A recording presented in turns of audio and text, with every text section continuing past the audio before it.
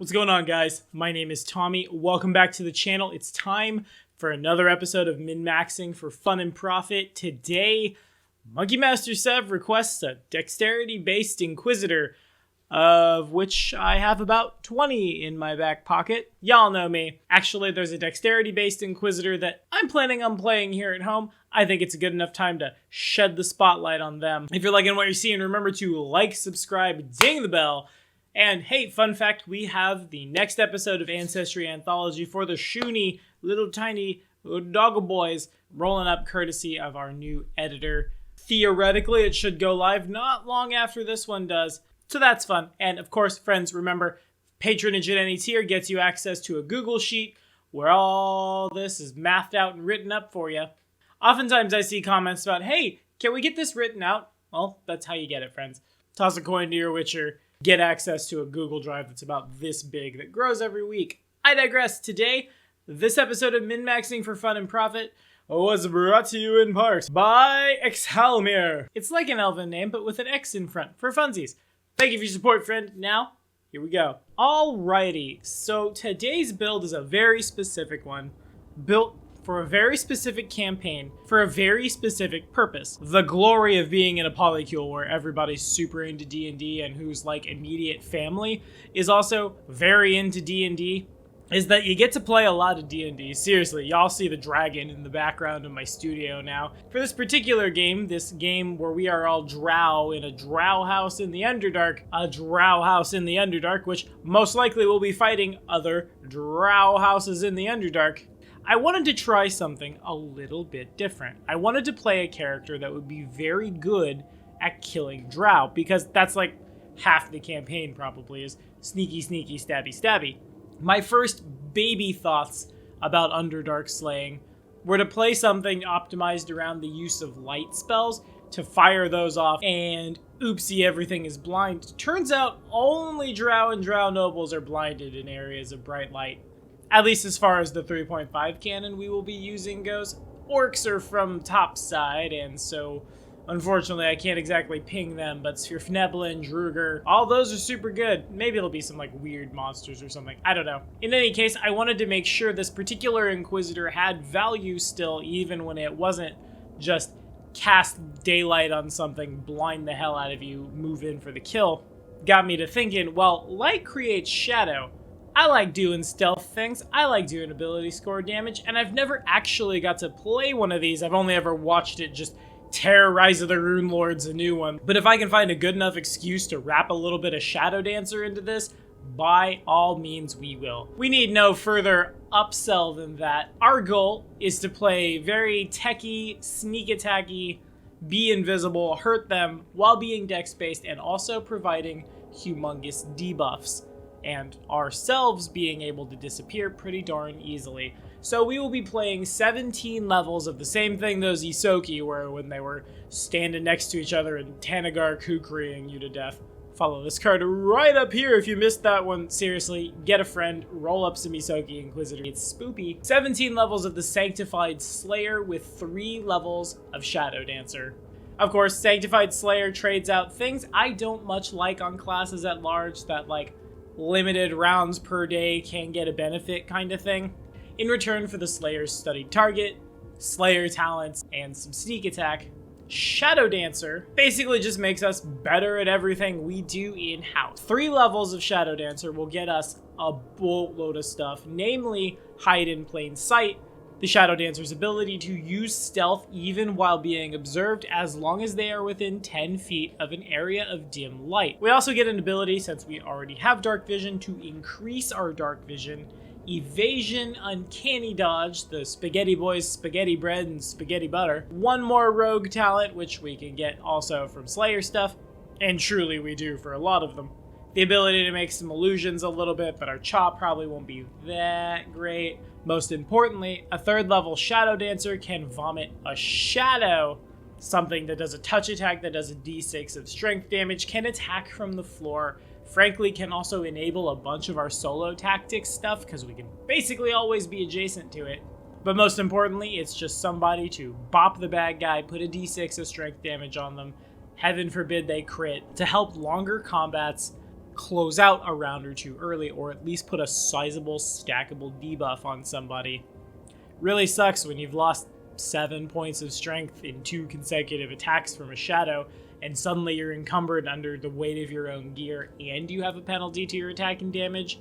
Gets out of hand really quickly. I almost wanted to go Sacred Hunt Master instead, just to get like a spider or a scorpion or something I could milk for strength damage venom.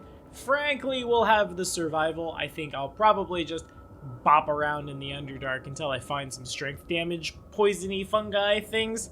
But that's all kind of tertiary. Doing great shame unto the house if you know anything about 3-5 Drow lore. Mechanically, we're playing a half Drow today because I wanted something that would have dark vision, but not necessarily light blindness. We'll be taking the blended view racial trait, which I believe should still make a half Drow. The SRDs have some confusion about exactly how that is made.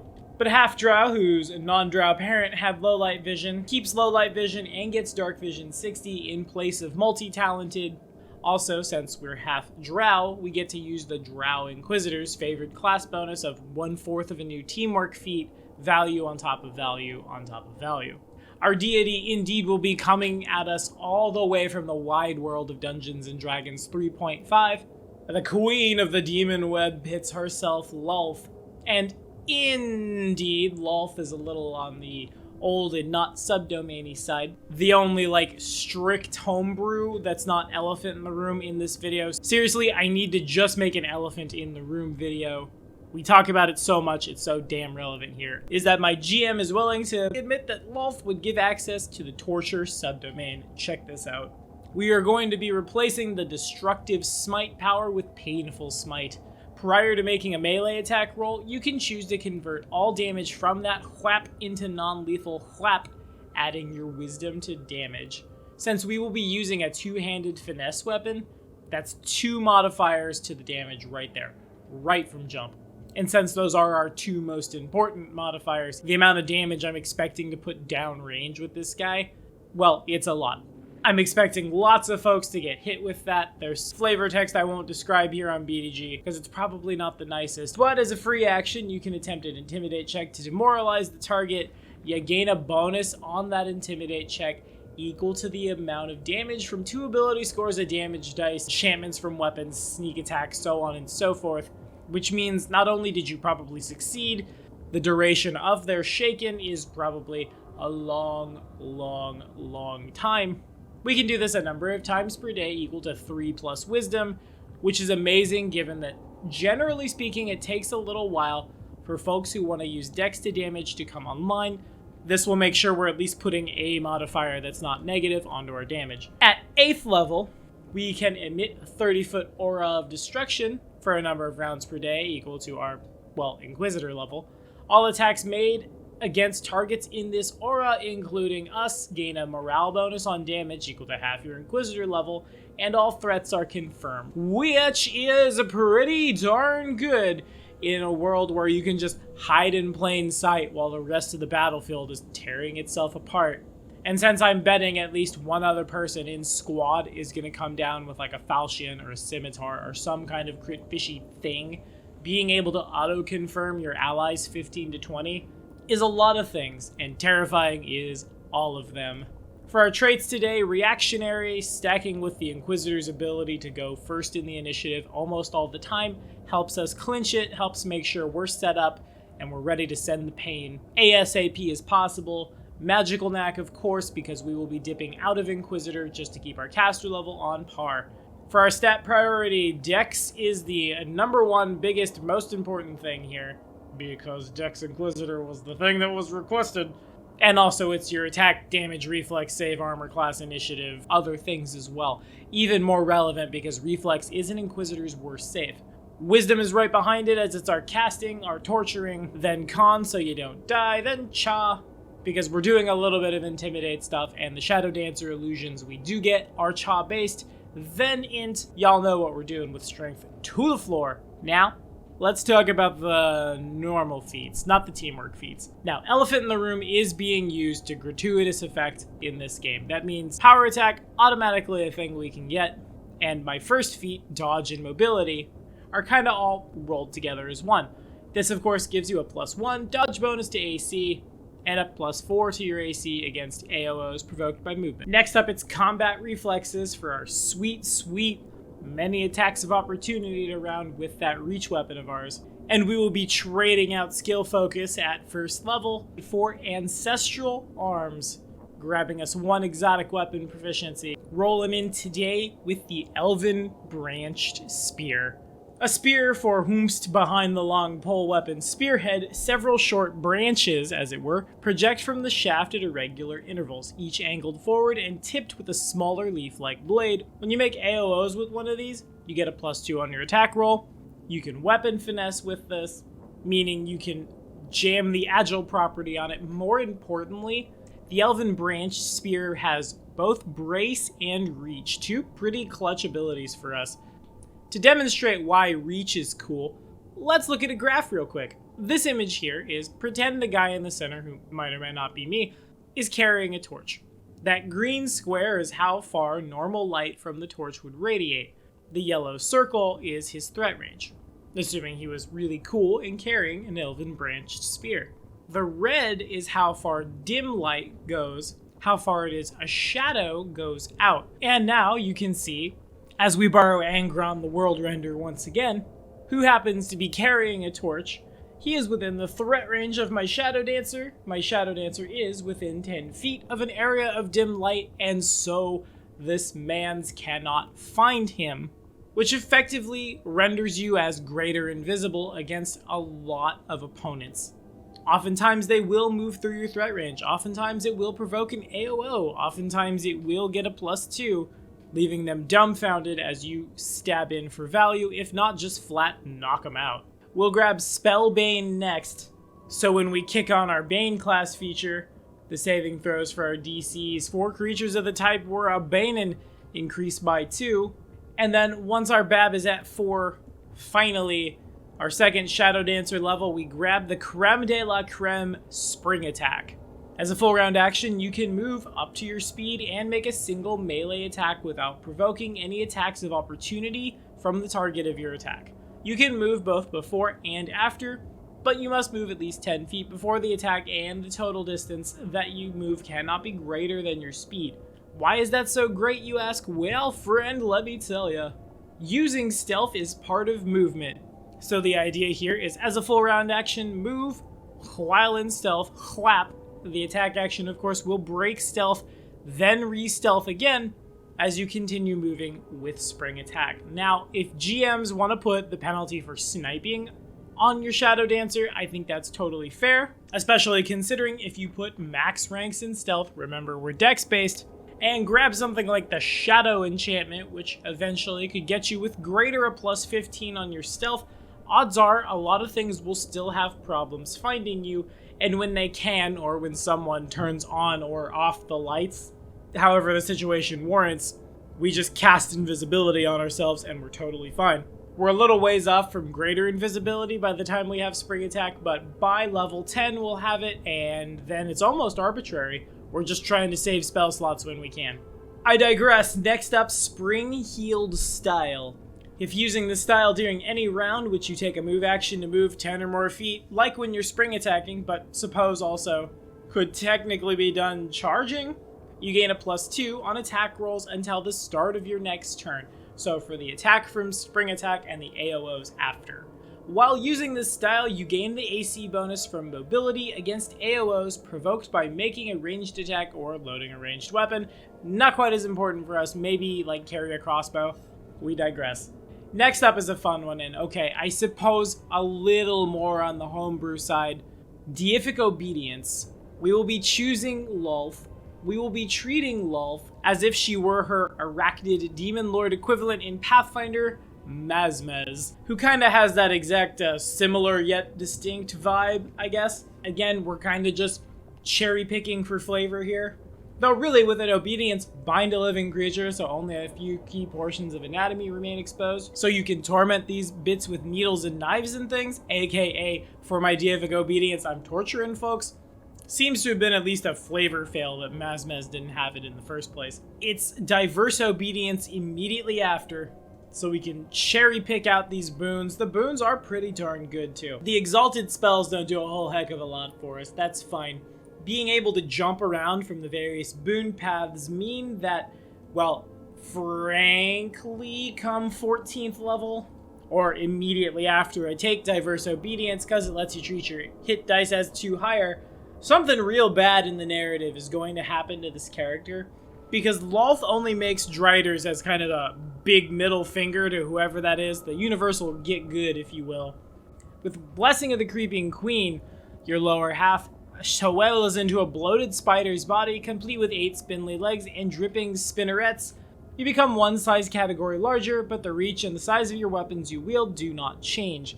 You gain the Web Universal Monster ability, usable 7 times per day, to set traps, tie things, entangle folks, or otherwise cause havoc, and a climb speed of 20 feet, which, given that I personally am expecting this game will take place in a lot of cavernous areas, will probably serve me real well. There's nothing quite like climbing on the ceiling and jabbing down.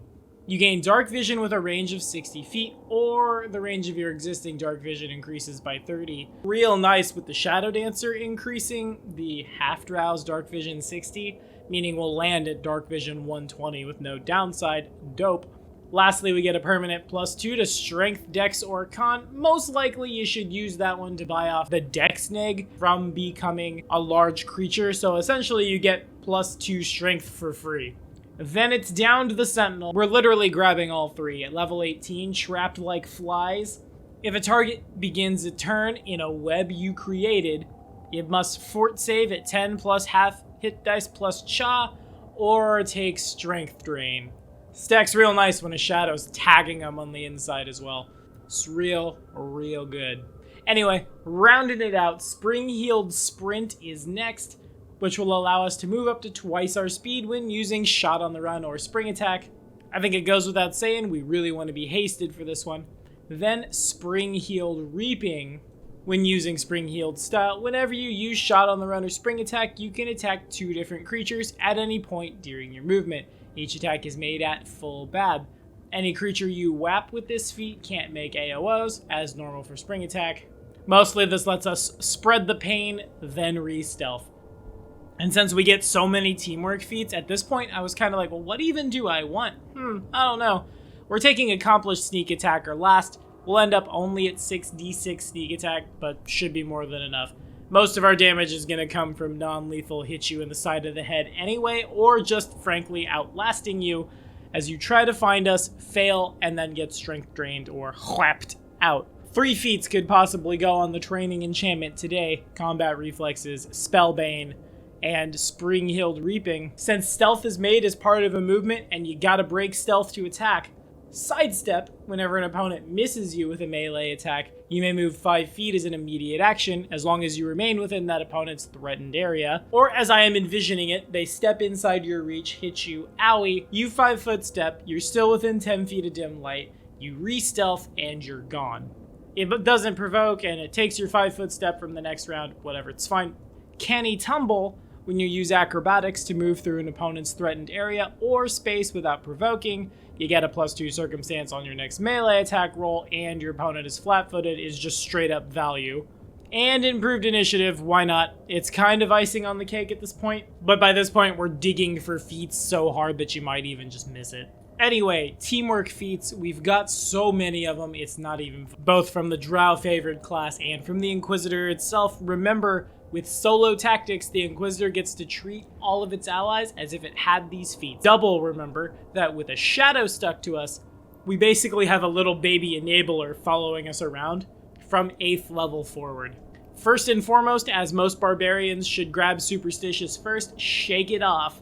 When you're adjacent to one or more allies who also have this feat, it's a +1 on saving throws per such ally. I think someone's playing a Necromancer in the Drow game, so I should be fine. All the Skella bros and Skella girls, and +4 to my save, haha. Even if it's just stuck to the other martial, or for you, next to just like your shadow and the fighter, buffing out your saves is never bad. Even better if your traps go off in kind of a theater of the mind style environment, where it's a little easier to just be like, yeah, of course, I'm right next to everybody. We will follow that up with Scarred Legion, which gives us a +2 on Intimidate checks. Sure, why not? We're going to be making them. Might as well jam it on here. It also will net us a +2 morale on will saves when adjacent to an ally with this feat. When we charge, if we started the charge adjacent to a friend, you retain the bonus until the start of your next turn. Kinda just value and value on that one. Easy peasy. Outflank is next because, again, at this point, we've got a shadow with us. We can basically always flank. We're also hipsing our way into making sure we're exactly where we want to be. Might as well get that further +2. Honestly, if you set this one up right, this build has so many little circumstantial +1 or +2s to hit. It's unreal. Improved Outflank is next, right on its heels, to make the flank just a little easier, followed by Allied Spellcaster, because we will be pinging them with magic. Getting a +2 competence bonus on SR checks, super good. Even better if you happen to have somebody with you who's got the same spell prepped or known. It goes to a +4 and a +1 to caster level for level dependent stuff. Dang. The next one syncs up pretty well as we get one from favored class at the same time as actual Inquisitor. First, Intercept Charge. Super hilarious. When an opponent charges your ally with this feat, when any of your friends are charged, as an immediate action you can move up to your speed towards any square in the path of the charge. If you end your movement in the path of the charge, the opponent must stop when it becomes adjacent to you and then attack you instead of your ally. Your movement from using this feat counts towards next turn, which is super fine when you remember a turn before. If you really wanted to, well, you could have braced your spear. You could do double damage against the charging thing. Then they charge someone who's not you, presumably because they don't know you're there and see there's a spear with its butt into the ground, and you just happen to appear out of a shadow and you've shanked them for all of your decks, all of your whiz, some D6s possibly, and a D8, double all of that. Heaven forbid you critically hit them. You can stop folks from attacking the wizard with this, or just move in such a way that this would provoke an attack of opportunity and you still get the stabby. At the same level, irony of ironies, will take the exact opposite, Coordinated Charge. When an ally with this feat charges a creature that is no further away than your speed, you can, as an immediate action, charge that creature. If you've got a friend who's a cavalier, this will get so much value. If nothing else, just have your shadow charge, and you can charge as well. Get the flank, set all your mods going off, and then kill them dead in the name of the Spider Queen. Second to last, Escape Route. An ally who has this feat, aka your friends, will allow us to move through squares adjacent to or within our ally squares without provoking. It's a very good oh shit button, followed by Overwhelm, which says you're flanking anytime you and an ally are attacking anything 2 size categories bigger than the larger of you. For us, that will be a large creature. So anytime we're attacking a gargantuan creature, we're always flanking. And we're taking this at level 19, so I think it'll work out. We do get a bunch of rogue talents from Shadowdancer and basically all of our Slayer stuff. We will be borrowing from the ninja. Pressure points first. Whenever the ninja deals sneak attack damage, they also deal 1 point of strength or dex decided by the ninja. Unlike normal ability damage, it can be healed with a DC 15 heal check. Basically, we're just trying to help the shadow do shadow things. The average of 2d6 is 7 plus 2. 9 strength damage is a lot. Fast stealth makes sure we don't take a penalty for spring attacking, running through people's light, and then re-stealthing. Then crippling strength from the rogue. An opponent damaged by sneak attack also takes 2 points of strength damage, just to stack it up a little faster. Then Opportunist. Once per round, the rogue can make an attack of opportunity against an opponent who has just been struck for damage in melee by another character or by your shadow, because hurt them more even faster. Still got so much more to talk about on this one. There's just a lot going on here, there really is. Next up, let's do our key magic items. The Agile enchantment, allowing us to do dex to damage. Unfortunately, not dex and a half. You hate to see it, but it is what it is. For those of you who will not be using Elephant in the Room, it's a staple. For everyone else, we're better, ready to go at level 1. You'll notice how I didn't take Weapon Finesse on any of those feats. Elephant in the Room is super clutch for everyone. I will never not shill for it. Honestly, they have an official plugin on Hero Lab. That ought to be all you need to know. The Bane Baldric helps keep our Bane up, even though we're dipping out a little bit. Runestones of Power will get us extra spell slots for extra spell shenanigans. The Cruel enchantment can put a further debuff down because we are almost always guaranteed to make them shaken. Our DCs are going to be phenomenal. The Fortuitous enchantment, when we hit with an attack of opportunity, we may get a second at a -5, do another painful whap, do non-lethal damage, add too many modifiers. And speaking of solid value, don't forget to gear out the Shadow. It's gonna take a lot of money to do it, but grab something like a Kaistus, something that it can just wear and it is armed but can still deliver touch attacks. Put Ghost Touch on it, so an incorporeal creature can pick the thing up. Then Agile, so the Shadow can put its dexterity into its d6 of strength damage, and Blind Fight, because things that a Shadow is trying to grab at through the floor will technically have concealment, get advantage on your D100 roll. And then of course, make sure you and your spoopy friend have the big 6, follow this card right up here. We'll tell you all about them seriously getting that belt on the Shadow, or even just cat's gracing the Shadow after you have Agile enchantment stuff going on. May not always kill the bad guy, but it will always make the combat much, much easier.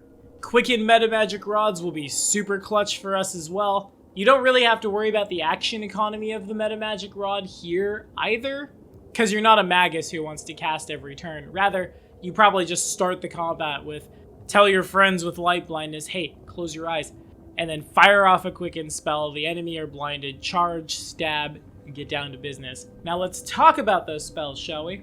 This spell doesn't have a lot to do with anything in our exact build, but I've been watching a certain Inquisitor in our Kingmaker run use it for value because it's so good. Mortal Terror. You imbue the target with an exaggerated sense of its own mortality and a drive for self-preservation. The target is shaken, and the first time each round the target takes damage, including like right after you were to quicken cast this, it must pass another will save or its fear level increases by 1 step.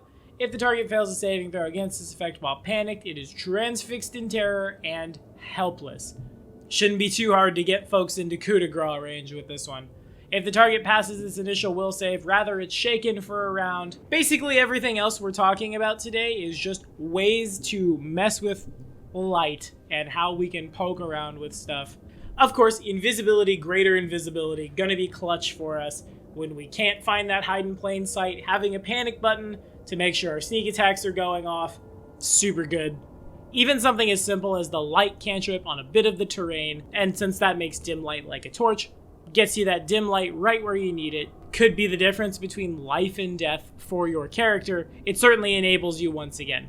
A Shadowdancer can basically solo a dungeon if they do it right. One of my big regrets from my first Rune Lords run is we didn't let Magpie just run through all of Fort Rannoch. I'm very curious to see if he could have done it. Moving on, in no particular order. At the very top of our spell list, Morning Sun, a spell that'll cost you 500 gold to cast, but it's the end of the game at this point, so I guess like whatever. This spell conjures a miniature sphere of sunlight approximately the size of a human fist at a desired location within range. The sphere sheds bright light in a 60-foot radius burst. Creatures that take penalties in bright light do so while within the spell's area of illumination. Creatures that start their turns within the area of illumination and that are damaged by or destroyed by sunlight must succeed at fort saves or get staggered a bunch. Non-creatures, this is kind of why I'm taking this, such as hazardous fungi and mold that are in the Underdark and will kill me if I step on them, become inert for the duration of the spell. You can't move the sphere, but it does 10d6 fire damage to anything it touches or goes within 5 feet of it, reflex for half. Admittedly, we might be firing this one back a little bit, or like, all my friends, close their eyes, wha-bam, blind the drow, who are then abruptly exposed to bright light. While we remain just dazzled, we get a full round of setup, which often is all you need. Also, 10d6 fire, not bad. To say nothing of if you're gonna go up against like a vampire. Daylight and brightest light, antithesis of darkness and I suppose deeper darkness, will function the same way as a torch, except it's bright light in a 60-foot radius. Then the light level is increased by an additional 60 feet by 1 step, so darkness becomes dim light. A lot of this will be, for us at least, fire in the back, organize the awkward fireball drawing in such a way that they're blinded and we're enabled. Brightest light lasts for hours per level, and as a swift action can pop out the deeper darkness that I imagine folks are going to cast in this. If nothing else, if you are playing this and you are not necessarily drow v drow, burn up a spell slot at the end of the day, and wherever it is that's unsafe that you're sleeping will be super illuminated. I'm sure that won't draw things to you like a moth to flame. Why would it? That makes no sense. It's fine. It's totally fine. Wall of split illumination kind of functions in that same vein. We jam an immovable curtain of illumination out of nowhere. One side of the wall radiates bright light, the other side radiates darkness out to an equal distance. This effect alters the illumination level by up to 2 steps toward either bright light or darkness. The wall also obstructs vision through it, regardless of which side of the wall the viewer is on. But if we make that come down from the ceiling and we're on the dark side and they're on the light side and they're blind and we're just firing in, should be super good. You non-drow Inquisitors could just do this the other way too. Assuming you have some means of seeing into magical darkness.